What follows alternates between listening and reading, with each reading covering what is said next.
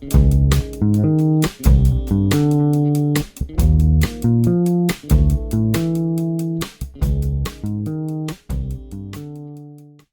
현재 시간 2025년 6월 26일 오후 7시 8분입니다. 네. 자, 오늘은 어디용점의 172번째 시간이고요. 영화 베프 더 무비를 다루도록 하겠습니다. 저는 진행을 맡고 있는 빌바오고요. 자, 본격적으로 하기 전에 댓글 먼저 읽고 가겠습니다. 일단은 그 28년 파트 1에 2,000원 프리즈님 해주셨고요. 그 다음에 파트 2에도 2,000원 해주셨습니다. 아예 매번 이렇게 후원해 주셔가지고 감사하고요. 그리고 유튜브 댓글 보니까 이제 파트 1에 나이트 시네마님이 파트 1 그 녹음할 때 비가 내리고 있었는데 비가 좀 세게 와서 그런지 그게 고기 굽는 소리로 들렸다고 들으실 때 아마 공복 상태이셨나 봅니다. 여하튼 댓글 감사합니다. 이렇게 하고요. 바로 시작을 해보도록 하죠. 일단은 그 총평을 해보자면 정말 좋은 오락 영화였다라는 생각이 들었어요. 제가 이거를 같이 누구랑 봤는데 은평 롯데몰이었거든요. 근데 이제 나 그 뭐랄까 주변 지금 그때 볼 때 비가 왔어가지고 상당히 꿉꿉했는데 그 복합 쇼핑몰에 들어서니까 일단 에어컨이 나오니까 시원하잖아요. 또 영화관 볼 때도 시원하게 잘 봤고 의자도 좋았고 근데 영화가 상당히 오락적이어서 보는데 아주 어려움이 없었고 그냥 즐기기만 하면 됐고 나와서 바로 영화관 밑으로 내려오니까 밥집 와서 밥 먹고 이런 어떤 전형적인 그 영화를 소비하는 방식 중에 가장 이상적인 어떤 루트였다 이런 생각이 들어서 뭔가 좀 깔끔하게 영화 보고 한 편 보고 시간을 즐겼다 이런 느낌이 들어서 좋았고요. 다음 체험 영화의 정석이다라는 생각이 들었어요. 그러니까 영화관 환경에 가장 맞닿는 체험이지 않나라는 생각이 들었고요. 그리고 톰 크루즈에게는 이제 탑건 매버릭이 있다면 브래드 피트에게는 이 영화가 있다. 그러니까 나이가 먹어도 아직까지 섹시한 매력을 유지하고 있는 이 두 형님들에게 바치는 영화인가 이지 않나 뭐 이런 생각이 들었습니다. 그래서 코신스키 감독이 이런 쪽으로 아주 잘 만드는구나 이런 생각을 해봤고 그다음에 브래드 피트를 보면서 전양반이 60이 넘었는데 아직까지 저렇게 얼굴로 잘생김으로 이렇게 승부를 보는 걸 보면서 슈퍼스타의 삶은 무엇인가에 대해서 한번 생각을 해봤습니다.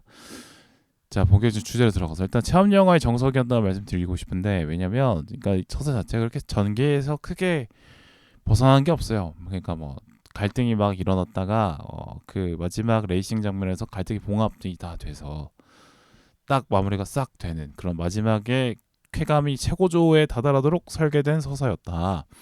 그런 생각이 듭니다. 이런 다른 체험 영화들 뭐 드래곤 길들이기 뭐 아바타 뭐 많죠. 뭐 이런 서사 이런 어떤 체험 영화에 대한 서사가 중요하긴 하지만 서사가 너무 복잡하거나 이해가 어렵거나 많은 걸 담으려고 하거나 이러면은 체험 그 자체에 집중하지 못하게 장애가 될 수 있기 때문에 오히려 서사가 단순한 게 더 좋다라고 생각하는데 서사가 아주 단순하고 클리셰스러워서 이해하기도 쉽고 그래서 좋았습니다. 오히려 그쵸.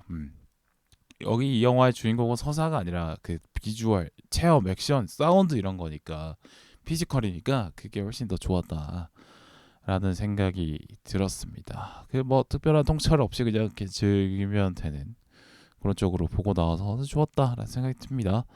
어떻게 그 다음에 어쩌면은 영화관에 앉아 있는 관객의 자세에는 가장 몰입하기 좋은 소재 아닐까라는 생각이 들었거든요. 그러니까 앉아서 스릴을 즐기는 거죠. 뭐 레이싱이라는 것 자체가 이제 운전석이 앉아서 하는 거고 주변 화면만 배경만 바뀌는 거니까. 그러니까 어떻게 보면은 그 차량에 탑승해서 운전을 한다는 게 막상 뭐 차가 움직이고 있고 나의 몸도 움직이는 거 맞지만은 그 주변에 차창이 다 있기 때문에 뭔가 주변 창밖 풍경만 바뀌어도 달리는 듯한 느낌을 받을 수 있는 거잖아요. 근데 그걸 활용해서 이제 차량 관련한 시뮬레이션, 드라이빙 시뮬레이션이 잘 돼 있고 그걸 활용해서 이제 뭐 자동차 기체 개발이나 뭐 제품 개발이나 이런 걸 많이 하고 있어서 그만큼 이제 드라이빙 체험이라는 것이 실제로 움직이지 않아도 주변 화면의 바뀜만으로도 충분히 느끼고 움직일 수 있고 반응할 수 있는 그런 체험이기 때문에 어떻게 보면 영화관에서 볼 수 있는 어떤 체험 장르로서는 이게 제일 맞지 않나라는 생각이 들어요. 심지어 요새는 운전면허 시험도 그 가상 그걸로 하잖아요, 그죠? 뭐 비슷한 게 비행 체험도 사실 뭐 그렇게 할 수 있죠. 그 비행기에 탄 듯한 느낌을 이제 뭐 드래곤 길들이기나 뭐 탑건 매버릭이나 앉아서 비행석의 시야를 보여주면서 이렇게 보여주긴 하는데, 네, 그런 어떤 아무래도 비행은 3차원적 운동이고 운전은 2차원적이다 보니까, 네, 좀 더 그런 정적으로 아예 움직이지 않는 좌석에서 느끼기에는 좀 비행이 덜 가깝지 않나라는 생각을 해봤어요. 물론 뭐 진짜 막 비행기처럼 의자가 막 뒤로 눕고 뭐 옆으로 틀리고 이러면은 모르겠는데, 이제 4DX는 좀 더 그런 가까운 느낌이 나겠죠. 근데 저는 일단 그런 의자가 움직이지 않는 그런 일반관에서는 볼 때는 비행보다는 그래도 드라이빙이 좀 더 가깝게 느껴질 것 같다는 생각이 듭니다. 그렇다고 해서 뭐 탑건 매버릭이 안 그냥 일반관에서 보면 재미없다 그런 얘기는 하는 건 아니고요. 어쨌든 그렇습니다. 드라이빙이라는 레이싱이라는 그 스포츠를 비교를 해보자면, 참 뭐 농구를 제가 좋아하니까 농구를 만약에 체험할 수 있는 영화가 있을까 한번 생각을 해봤는데, 농구 선수의 시야를 이제 카메라로 이렇게 옮겨가지고 액션캠 달면 표현할 수는 있죠. 근데 제가 느끼기에 농구의 본질은 뭐 시야에 느껴지는 어떤 선수들의 움직임도 중요한데, 손끝, 뭐 심장 뛴, 뭐 다리의 피로도 뭐 이런 것도 상당히 중요하고 하기 때문에 그런 감각을 앉아서 느낄 순 없잖아요, 그죠? 손의 감각 같은 거, 공이 손을 떠날 때 이런 식의 감각, 그다음에 서서 뛸 때 느껴지는 어떤 다리의 압박 같은 거, 뭐 이런 거는 앉아서는 느낄 수 없으니까, 앉아서 하는 것과 서서 하는 것은 좀 다르니까 좀 불가능하지 않을까, 뭐 이런 생각이 들긴 합니다. 오히려 농구 같은 거는 시야를 계속 이제 농구 선수의 시야에 맞게 그걸 화면으로 계속 본다면 되게 어지러울 것 같다라는 생각이 오히려 들어요. 그죠? 근데 드라이빙 체험은 그래도 의자 자체는 그렇게 뭐 시야 자체가 흔들리진 않으니까 좀 더 보는데 이제 익사이팅함을 느끼면서도 시야가 너무 흔들려서 불쾌함은 느끼지 않아야 되는 정도가 돼야 저 쾌감이 올라간다고 볼 수 있는데, 만약에 이게 농구나 다른 어떤 스포츠였다면 계속 뛰어다니기 때문에 카메라가 계속 흔들리는 것 때문에 좀 불편해서 쾌감에 더 도달하기는 좀 어렵지 않았을까, 이런 생각을 해봤습니다. 그래서 어떻게 보면 이제 레이싱이 가장 어떻게 보면 영화로 체험하기에는 지금 상황에서는 가장 적절한 소재이지 않을까, 뭐 이런 생각을 해봤어요. 또 이 체험 영화라는 것 자체가 F1이라는 모터스포츠 자체에 관심을 갖게 만드는 목적이 있다고 보는데, 그것에는 아주 성공한 거 아닐까라는 생각이 듭니다. 그래서 F1 씬에 대해서 설명을 잘 해주고 있어요. 이게 대사로 잘 녹아있죠.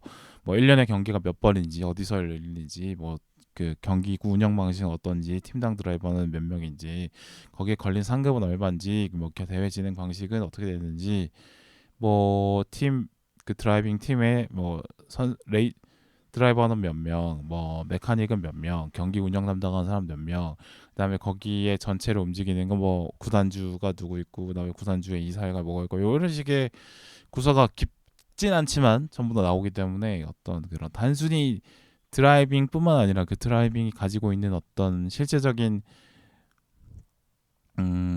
영향력, 뭐 그런 거, 뭐 간단하게 표현을 해보자면 드라이버가 잘하고 못하느냐에 따라서 팀이 해체될 수 있고, 거기 팀에 소속 고용되어 있는 인원들의 어떤 일자리 문제가 걸려 있고, 이런 거까지 설명이 다 되고 있어서 단순히 그러니까 관객들은 즐기면서 하지만 드라이버가 느낄 어떤 압박감 이런 것도 표현이 된 것 같아요. 네, 이런 생각이 들었습니다. 그래서 체험 영화이지만 또 간단한 홍보 영화로도 아주 좋다는 생각이 들고, 그런 의미에서 이제 F1 실제 드라이버들이 많이 그 모습을 보여주는 것 같아요. 보니까 뭐 르클레르, 뭐 베르스타펜, 뭐 리차드 해밀턴, 뭐 이렇게 다 이제 가상으로 이제 등장을 하죠. 그러니까 해설위원의 멘트, 얼굴이 잘 나오지 않더라도, 아니면 지나가면서 얼굴 스치게 나오고, 이런 것들도 어떻게 보면은 이제 모르는 사람들을 보면 찾아보고 싶고, 아는 사람들은 좀 반가운 뭐 이런 거라고 보실 수 있겠습니다. 그래요. 어떻게 보면 이제 F1은 저는 뭐 알고 어떤 방식으로 진행되는 거 알긴 알지만 뭐 딱히 이렇게 챙겨보지는 못했는데, 네, 이거 F1 레이스를 좋아하시는 분들은 저거는 판타지에 가깝다라고 평가를 많이 하신다고 하더라고요. 물론 그럴 수 있을 것 같아요. 근데 극 영화다 보니까 아무래도 이제 극적인 요소로 다 만들긴 하겠죠.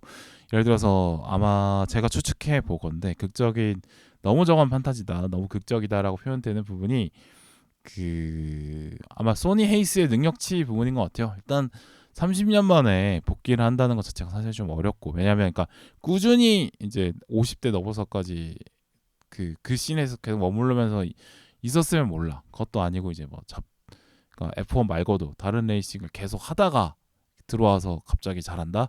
이건 또 쉽지 않고 나이의 문제가 분명히 있을 것이고, 왜냐면 이제 빠른 그런 본능적인 감각이 중요한 스포츠니까 몇 천분의 1초, 몇만 분의 1초 이런 걸로 또 가리고 이렇다 보니까 아무래도 20대 팔팔한 성인 남성의 그것 반사신경과 같을 수는 없겠죠, 당연히. 또 이제 뭐 그런 건 뭐 브래드 피트니까 그렇다 쳐.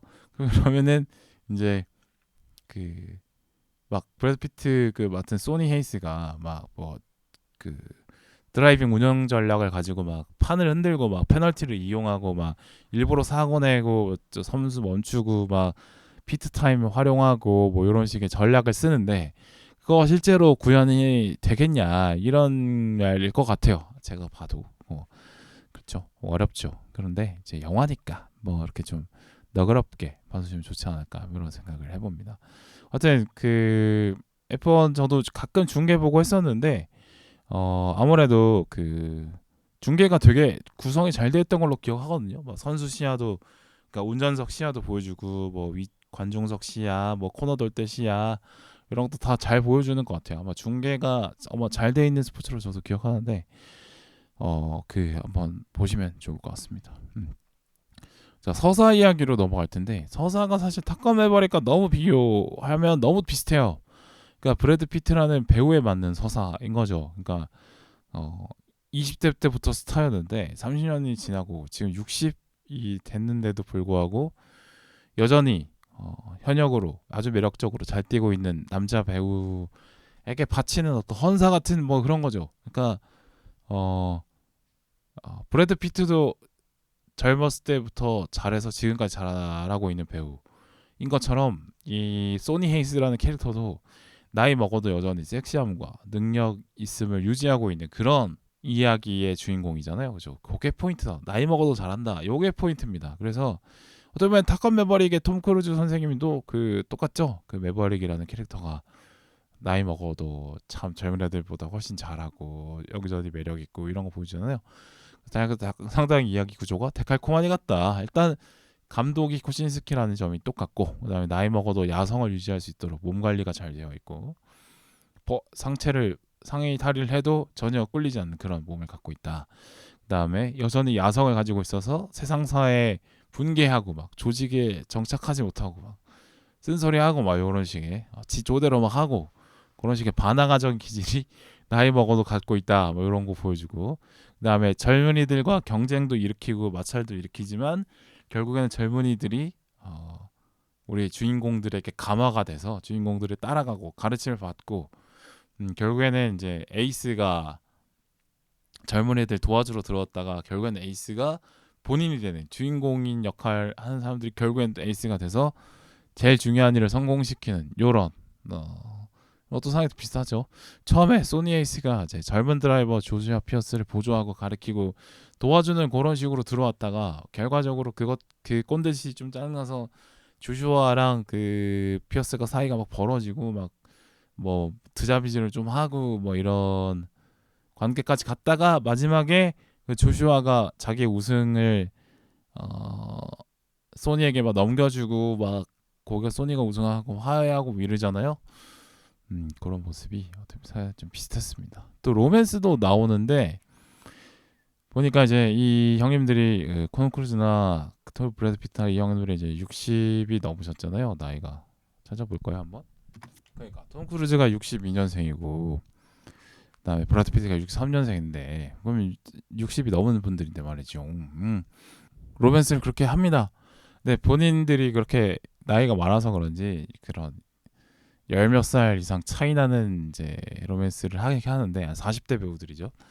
근데 이게 약간 그 너무 막 20대 배우와 하면은 공감을 받지 못해서 그런 건지 몰라도 어쨌든 그런 그래도 막 나이 차가 그쵸. 하여튼 그런 로맨스가 나옵니다. 근데 본인들이 평생 굉장한 바람둥이로 되어 있고 뭐 결혼에 실패했고 아니면 솔로로 살았던지 뭐 이런 어쨌든 60이지만 섹시한 솔로로 이제 나와서 한 40대 여자 캐릭터들과 연애를 하는 이런 식으로 나오고 있는데 근데 그럼에도 불구하고 뭐 40 넘어나 60 넘었으면 어쨌든 다 큰 성인이니까 뭐 조금 뭐 연애하는 게 전혀 문제가 있거나 그런 건 아닌데 괜히 뭔가 여성 캐릭터들에게 이혼을 했거나 아이가 있거나 이런 설정을 해서 음, 뭔가 원숙한 사람들의 연애 이런 느낌도 뭐 주고 있고 그렇죠. 근데 또 비주얼적으로는 전혀 이제 설렘을 주는데 성공할 정도로 아주 멋진 매력을 유지하고 있는 그런 여성과 연애를 하는 모습을 이렇게 보여주는데 또 로망이라고 볼 수 있겠죠. 상당히 판타지고 이런 식으로 볼 수 있겠습니다. 그러니까 뭐 능력, 매력 다 유지가 하고 있는 그걸 60대까지 어떻게 보면 이제 나이든 남자들의 로망을 각 담고 있는 뭐 그런 캐릭터로 구성을 하고 있습니다. 그래요. 근데 그만큼 또 그 톰 크루즈나 브래드 피트를 보고 여전히 매력을 느낄 수 있기 때문에 또 하는 거지. 아예 뭐 얼척 없는데 뭐 그렇게 없는데 그러지는 않을 거라고 또 생각을 들긴 하는데 아마 뭐 그래요. 생각이 들어요. 근데 이런 게 좀 그 비판을 해보자면 약간 그런 거죠. 그러니까 여전히 우리 능력 있고 잘하니까 나이 60 먹어도 여전히 현역에서 뛰는 거 그 이상의 탑에 계속 있을 생각이다. 그러니까 나이 먹어도 현역에서 뛰는 거 그 이상을 우리는 원한다. 그리고 그걸 하고 있다라고 뭐 그걸 좀 막 이렇게 표방하는 어떤 포효하는 뭐 그런 느낌이라고 생각이 들고. 그러니까 이 두 영화를 통해서 두 배우가 보여주는 것이 약간 메타적인 모습으로 배우로서 이런 모습을 보여주고 싶다라고 막 보여주고 싶은 이 두 영화의 주인공들처럼 배우로서 두 사람도 여전히 능력 있고 섹시하고 남들이 좋아하고 매력이 있다 이런 걸 보여주고 싶어 하는 것 같아요. 물론 그만큼 이제 몸 관리 열심히도 하시죠. 그리고 이제 제작자들도 영화 이렇게 나이가 많고 경력이 오래된 배우들이라고 하더라도 이 사람들이 돈이 된다는 건 아는 것 같아요. 그러니까 저런 탑스타를 써야 제작이 되고 돈이 되고 영화가 스케일이 커지고 또 이걸 관객들이 좋아한다는 걸 또 아는 거죠. 그죠? 오랜 시간 더 저 두 배우를 좋아하고 응원했던 시절이 긴 거예요. 네. 근데 그만큼 단편으로 돌이켜 보면 영화가 오래된 매체가 되어 가고 있고 뭐 100년이 넘어갔으니까 점점 젊은 관객의 숫자가 예전 같지 않다라는 기사를 본 적이 있는데 그만큼 오래된 매체라는 거죠. 영화라는 게. 그러니까 영화관을 찾는 20대, 30대의 숫자는 계속 줄어들고 그럼 실제로 영화관을 꾸준히 찾는 어떤 관객층은 40대 이상인 가능성이 높다라고 말하고 있는 거죠. 그러다 보면 이제 오랫동안 그 봐왔던 슈퍼스타를 쓰는 게 당연히 마케팅적으로 좋다 이런 판단을 내리고 있다라는 생각도 듭니다. 그러니까 뭐 20대든 30대든 톰형이나 빵형을 넘어설 매력을 갖춘 배우 나오면 이제 그게 돈이 더 될 거고 그러면 그쪽으로 제작이 가겠고 뭐 이렇겠죠. 그래요. 이걸 막 억지로 막 젊은 배우 키워가지고 젊은 배우가 주인공인 어떤 대작인 영화를 제작자가 무리무리해서 만들었다가 실패하면은 그 돈의 손실이 엄청 크잖아요, 그죠? 뭐 그래서 도전적인 선택을 안 하는 거죠. 그렇습니다. 그러나 뭐 자본주의적인 논리로 봤을 때 이해가 되는 부분입니다만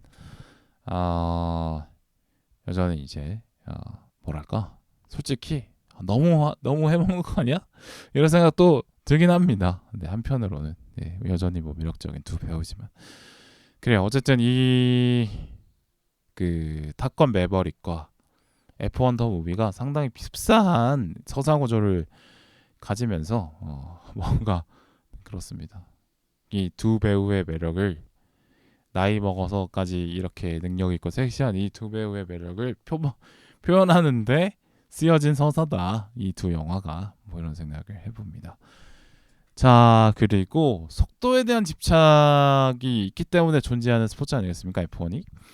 그래요. 그래서 항상 우리 사람들은 인간은 위대한 우월함을 보여주고 싶어 하거나 본인이 아니면 그게 아니면 그걸 가진 사람을 따라가고 싶어 하죠. 그런 뭐 정치인과 지지자들을 보면 그런 모습을 볼 수 있고, 아니면 슈퍼스타와 팬을 보면 그럴 수 있고, 그렇습니다.